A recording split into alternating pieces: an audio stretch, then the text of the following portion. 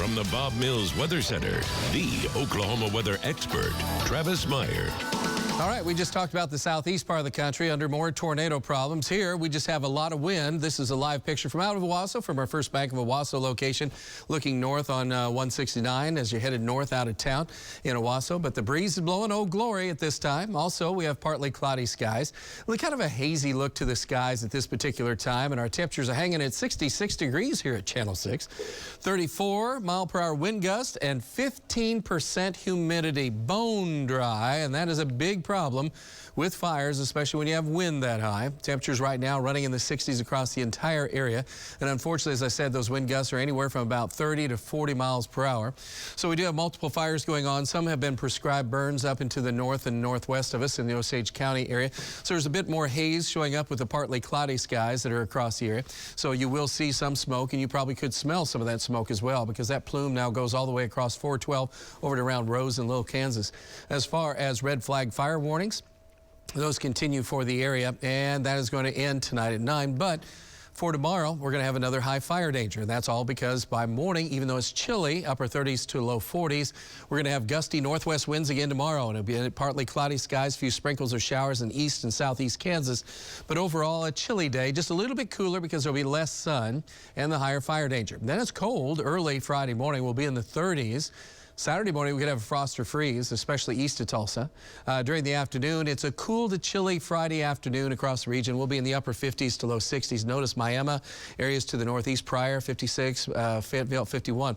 So you have to go back to the southwest, a little bit more sun to actually get a little bit warmer. The winds will die down late. But for tomorrow, fire danger continues to be very high for areas from Tulsa back to the north and to the west, as low humidity will be around. Friday won't be quite as bad, but still the winds could gust up to 25 or 30 miles per hour.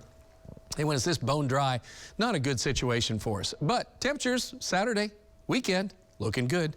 60s to around 70 degrees here in eastern Oklahoma, 80s in southwest Oklahoma and the Panhandle where it hasn't rained like in forever. We're talking about Sunday, increasing clouds, but still very warm, very windy. Wind gusts will be 25 to 35. Some gusts could be near 40 miles an hour. So it's going to be very windy. I mean, it's kind of warm, but windy.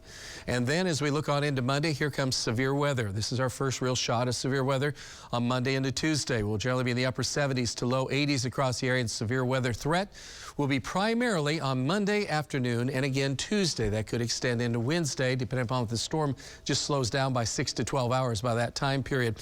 So it's going to be a close call. But I hope you're prepared, because as we just mentioned, we do have our severe weather special coming up tomorrow night at 8 o'clock. You need to get ready. It is our turn, unfortunately, for severe weather, and that threat could continue, as I said, not only Monday and Tuesday, but potentially even on the east side around Wednesday.